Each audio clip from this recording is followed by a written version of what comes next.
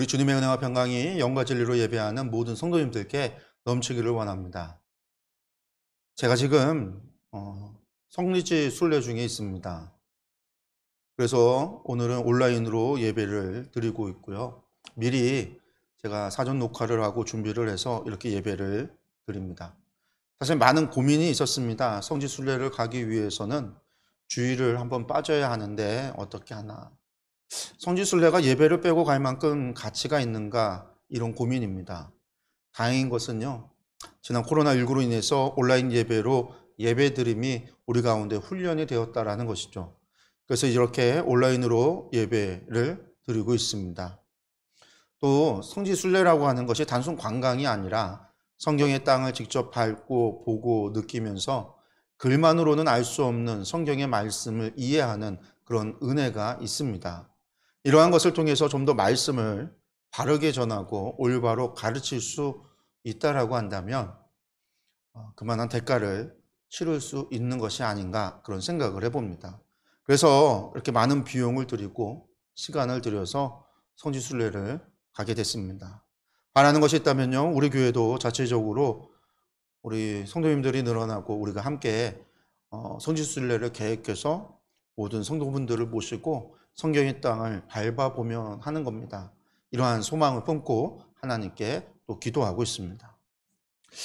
성도 여러분, 성경을 읽어 나가다 보면은요, 참 궁금한 것들이 많이 생깁니다. 왜냐하면 성경의 이야기가 오늘 우리가 사는 시대와 많이 다르기 때문이죠.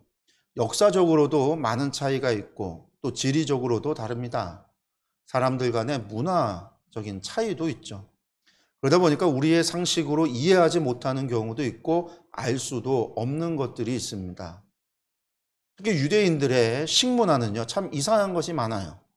그러한 것은 전부 정결법에 의한 것들인데 성지순례에서도요, 이들의 음식만을 먹어야 하기 때문에 어려움을 겪는 분들이 있습니다. 특히 우리나라 사람들은 김치가 없으면 식사를 잘 못해요. 그래서 외국 나가면 꼭 그런 것들을 챙겨가는 분들도 많이 있습니다. 고기도 이들은 돼지고기를 먹지 않습니다. 또 구워 먹지도 않아요. 바비큐 이런 걸 하지 않아요. 전부 물에 삶아서 먹어요. 왜냐하면 피를 먹지 않기 위함입니다. 성경은 피를 접촉하는 것으로 부정하다라고 이야기를 해요. 또한 생명은 피에 있기 때문에 피를 먹어서는 안 된다라고 말씀하고 있죠. 그래서 이들은 피를 먹지 않기 위해서 고기를 물에 넣어서 핏물을 빼고 또 그렇게 하고서도 굽지 않고 삶아서 먹습니다. 그래서 사실 맛이 없어요. 고기는 구워 먹어야 제맛인데 사람들은 참 맛없는 음식을 먹습니다. 이러한 고기와 관련해서 오늘 말씀은요, 중요한 규례입니다. 그런데 그 말씀의 위치가 재미가 있어요. 조금은 생뚱맞은 곳에 이 고기 먹는 규례가 있습니다. 왜냐하면 12장은요, 예배에 관한 규례의 말씀입니다. 앞에서는 가나안 땅을 정복한 이후에 우상을 멸하고 하나님께서 정하신 곳에서 예배를 드려야 한다라고 말씀을 했어요. 그리고 오늘 이어서 29절까지의 말씀이 무슨 이야기를 하냐면 고기 먹는 이야기를 하는 거예요.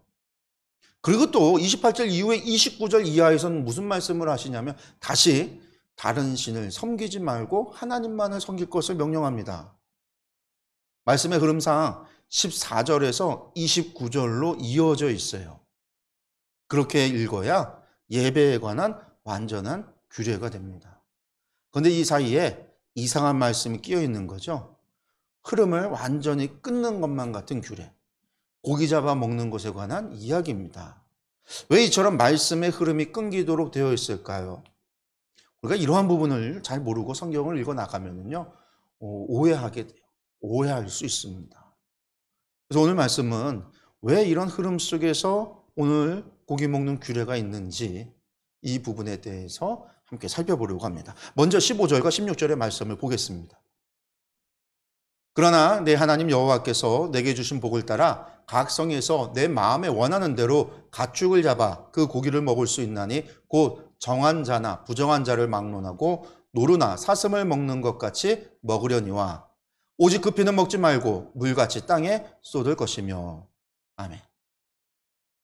지금 고기를 먹는 것에 관한 규례이죠. 그런데 피는 먹지 말고 땅에 쏟으라 이렇게 말씀하고 있습니다. 여러분들 왜 피를 먹지 말아야 하고 피를 땅에 쏟아야 할까요? 먼저 피에는 생명이 있다고 했기 때문입니다. 그리고 생명은 하나님께 속한 것이다 라고 했죠. 그래서 피는 사람이 취해서는 안 됩니다. 그리고 그 피를 땅에 쏟는 이유는 무엇이냐면 피를 접촉하는 모든 것이 부정하다라고 했기 때문입니다. 이 모든 게 정결, 규례에 관한 이야기입니다. 그런데 고기 먹는 정결 규례는요, 예배와 밀접한 관계가 있습니다. 아니, 먹는 것과 예배가 무슨 관련이 있어? 이렇게 생각할 수 있지만은요, 아주 밀접한 관계가 있어요. 한마디로 우리가 음식을 먹을 때 우리는 어떻게 하냐면 하나님께 기도를 하고 감사 기도를 하고 먹잖아요. 이처럼 이스라엘 사람들은요, 고기를 먹고자 하면은요, 무조건 하나님께 예배를 드려야 했습니다. 그러니까 가축을, 고기가 먹고 싶어서 가축을 잡을 때는요, 하나님 앞에 예배를 드려야 했다라는 거예요. 그렇게 해야만 고기를 먹을 수 있었습니다. 왜냐하면 피를 접촉하는 것은 부정한 죄이기 때문이죠. 그래서 아무 데서나 고기를 잡을 수가 없습니다. 고기를 잡다가 피를 땅에 흘리면 땅이 부정해지고, 집안에서 고기를 잡다가 피가 튀면 집안이 다 부정해지기 때문이죠. 뿐만 아니라 고기를 잡는 사람은 당연히 피가 묻을 수밖에 없는데, 그러면 사람도 부정해집니다. 그러면 고기를 먹으려고 할 때마다 온 집안이, 온 식구가 정결례를 행해야 하고 속죄제를 드려야 합니다. 이 얼마나 귀찮은 일이냔 말이에요. 그래서 이스라엘에는요, 고기를 잡는 사람이 따로 있었습니다. 고기를 잡아도 피가 묻어도 부정하지 않은 사람. 또 우리 일반적인 사람도 피가 묻어도 그때만은 부정하다라고 정죄받지 않는 순간이 있어요. 그래서 그 순간에 그러한 사람들이 고기를 잡아야 하는 거예요. 그러면 피가 묻어도 되고 고기를 잡아도 되는 사람은 누굴까요? 여러분들 바로 제사장입니다. 그리고 피가 묻어도 되는 순간이 있어요. 그게 어느 때냐면 바로 예배드리는, 제사를 드리는 순간입니다. 그리고 피를 땅에 쏟도록 지정해 놓은 땅이 있어요. 피를 쏟는 땅이 있어요. 그게 뭐냐면 회막에 있습니다. 그렇습니다. 고기를 먹기 위해서는요, 반드시 제사장에게 고기를 가지고 가서 예배하는 순간에 잡아야 합니다. 예배 가운데 잡아야 돼요. 마치 도살장에 가축을 가지고 가듯이 이스라엘에서는요, 먹을 고기를 잡기 위해선 성막으로 가지고 갔습니다. 그렇게 잡으면 그 잡는 과정이 예배 과정 속에서 잡도록 되어 있는 거예요. 그러니까 당연히 하나님 앞에 제사를 드릴 수밖에 없는 거죠. 그래서 거기서 얻어지는 기름을 태워서 번제로 하나님께 드리고요, 가슴살은요, 요제로서 하나님께 드린 후에 제사장의 몫으로, 레위인의 몫으로 줍니다. 그리고 또한 제물의 오른쪽 뒷다리는요, 고기를 잡는 동안에 도와줬던 제사장의 몫으로 주고 있어요. 그리고 그 나머지 음식을 바친 이가, 제사를 드린 이가 취하도록 되어져 있습니다. 성도 여러분, 이렇게 드리는 제사 방식 가운데 가슴은 제사장과 레위인들의, 오른쪽 뒷다리살은 제사장의 몫으로, 기름은 하나님께 번제로 태워드리는 이러한 제사 방법이 있어요. 근데 이러한 제사가 무슨 제사일까요, 여러분들? 바로 화목제사입니다. 화목제는 하나님께 감사로 드리는 제사지만, 이처럼 백성들이 고기를 먹고 싶을 때 하나님께 먼저 화목제의 방식으로 감사의 제사를 드리고 나머지를 자신이 취해서 음식으로 삼도록 한 거예요. 그렇게 함으로써 피는 부정하지만 예배 가운데 흘리는 피를 접촉함으로 말미암아 부정함을 피할 수가 있고요, 가축의 생명을 취할 때마다 하나님께 감사의 화목제를 드리게 함으로 하나님께 예배를 드리고 생명의 주인이신 하나님께 감사하도록 한 것입니다. 우리가 음식을 먹을 때마다 감사의 기도를 드리는 것의 유래를 찾는다라고 한다면 바로 여기에서 찾을 수 있겠죠. 하나님께 우리에게 생명을 주심을 감사드리고 우리에게 음식 주심에 대해서 감사하는 것, 그렇게 하나님의 은혜에 감사하고 생명의 주인이 되신 하나님을 경배함으로 하나님을 섬길 수 있도록 하나님께서는 제도적으로, 율법으로 만드신 거예요. 그렇게 성도 여러분, 음식을 드시기 전 드리는 감사의 기도는 그냥 대충 해서는 안 됩니다. 습관적으로 때우는 기도가 돼서는 안 돼요. 물론 길게 할 필요는 없지만 하나님 음식 주셔서 감사합니다. 잘 먹겠습니다. 이렇게 한마디를 하더라도 진심으로 하나님께 감사의 마음을 담아서 드려야 합니다. 하나님께 예배하고 제사한다라고 하는 마음으로 해야 되는 거예요. 이러한 훈련을, 감사의 훈련을 날마다 매 끼니마다 함으로 말미암아 매 순간마다 하나님께 마음을 담은 감사를 드릴 수 있게 되는 거예요. 이러한 음식의 규례를 통해서 하나님께서는요, 백성들이 고기를 섭취할 수 있게 할 뿐만 아니라 아무런 기업을 받지 못했던 이 레위인과 제사장들도 고기를 먹을 수 있도록 하신 거죠.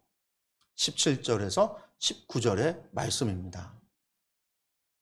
너는 곡식과 포도주와 기름의 11조와 내 소와 양의 처음 난 것과 내 소원을 갚는 예물과 내 낙헌 예물과 내 손의 거제물은 내 각 성에서 먹지 말고 오직 내 하나님 여호와께서 택하실 곳에서 내 하나님 여호와 앞에서 너는 내 자녀와 노비와 성중에 거주하는 레위인과 함께 그것을 먹고 또 내 손으로 수고한 모든 일로 말미암아 내 하나님 여호와 앞에서 즐거워하되 너는 삼가 내 땅에 거주하는 동안에 레위인을 저버리지 말지니라.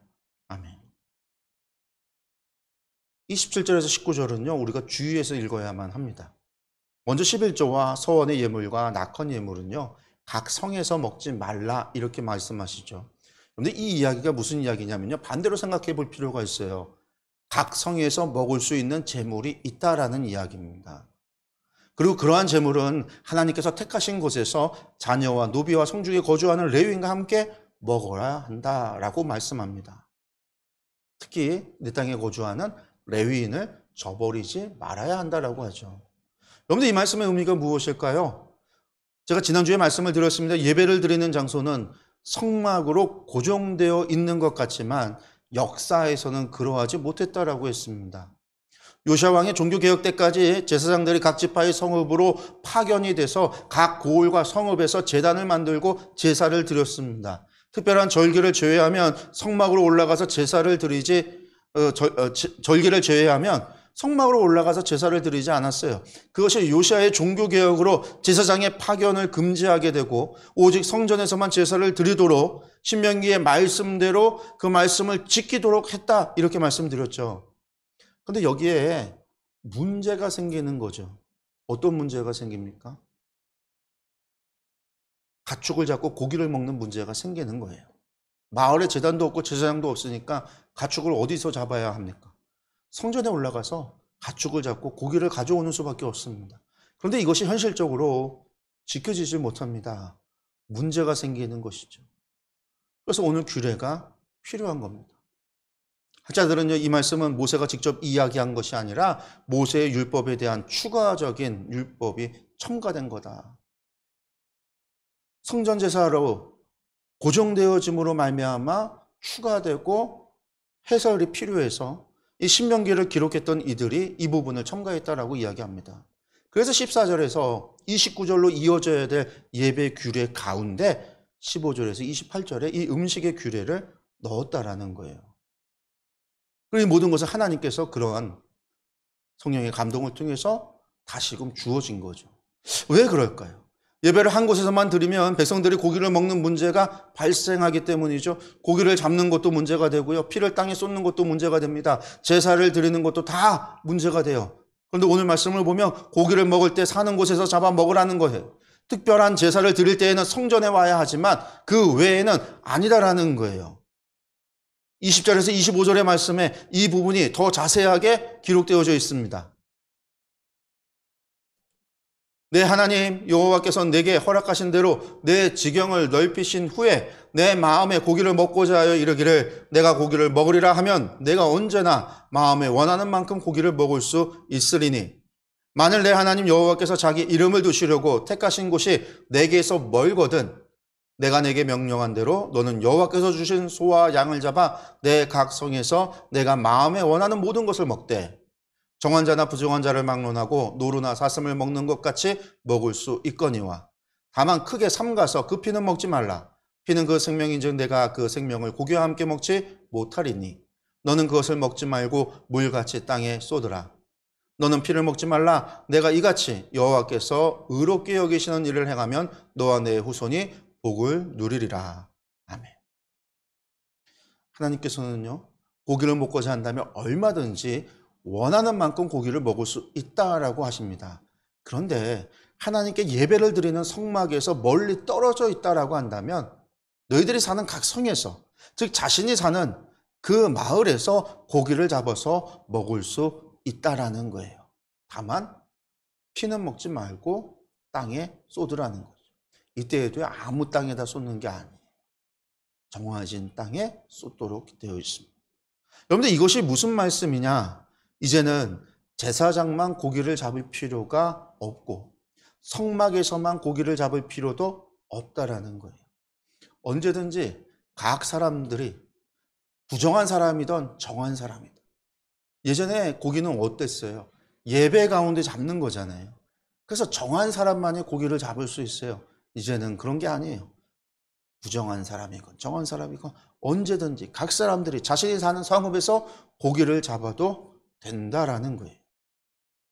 그러나 앞서 18, 19절에서 그렇게 잡을 때에도 레위인들의 몫을 남겨서 자신이 사는 성읍의 레위인들에게 주어야 한다라는 겁니다. 왜?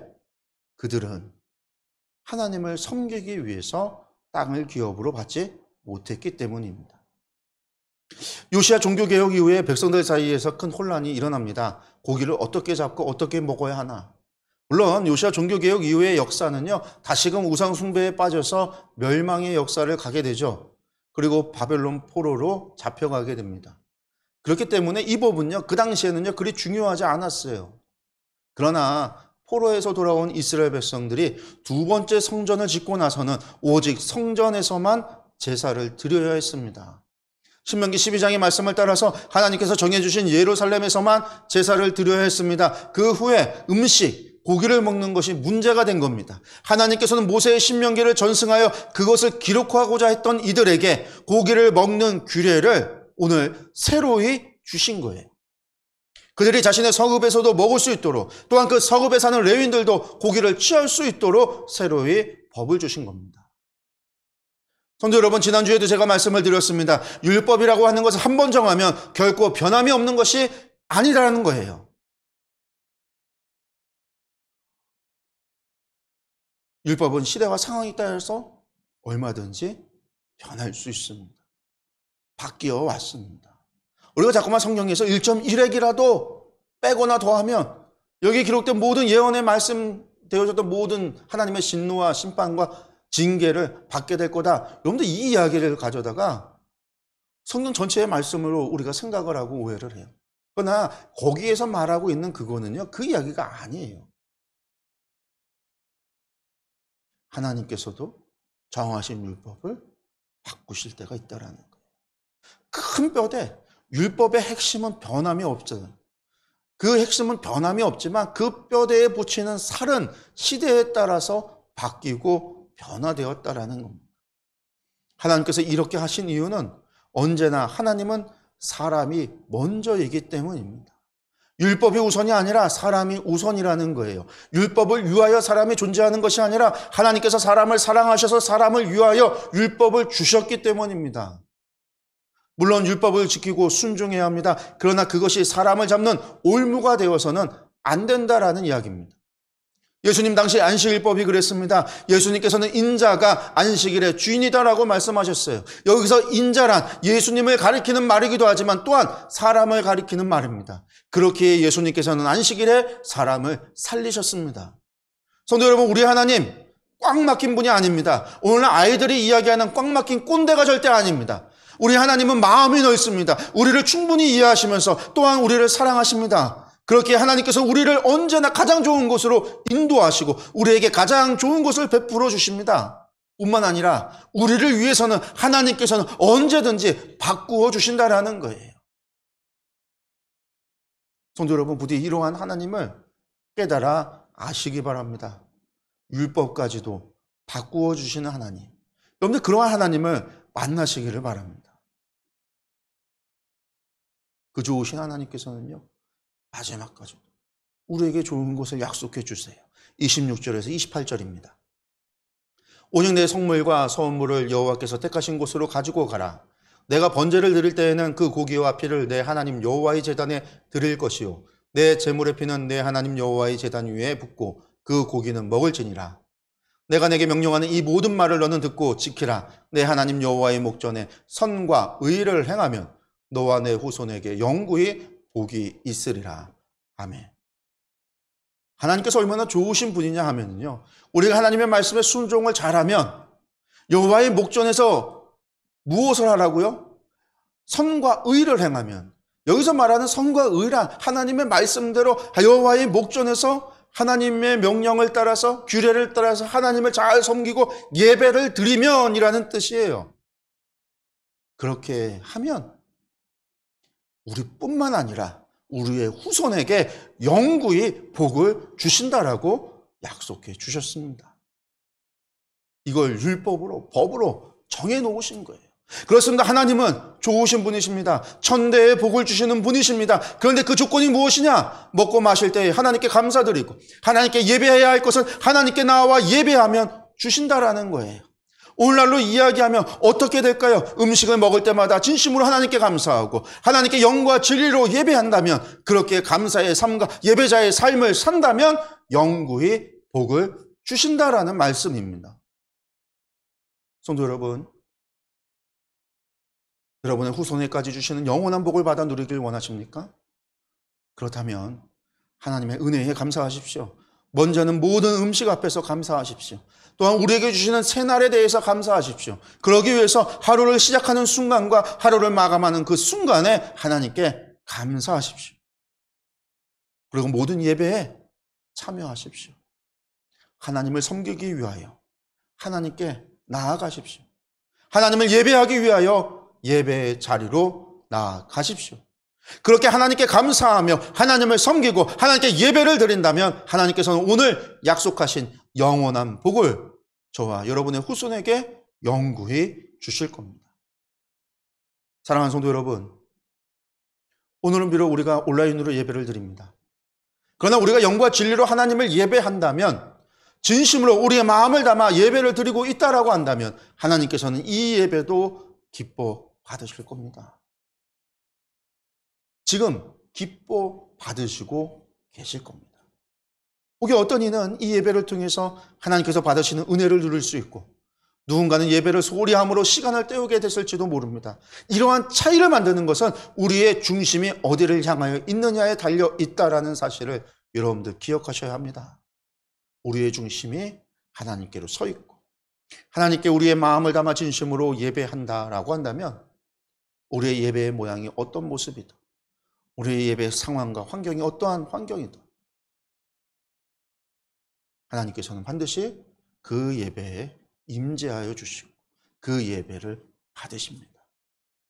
여러분들 이 사실을 믿으시기 바랍니다. 오늘 우리의 예배가 그러한 예배, 하나님께서 기뻐하시는 예배가 되기를 간절히 축원합니다. 기도하겠습니다.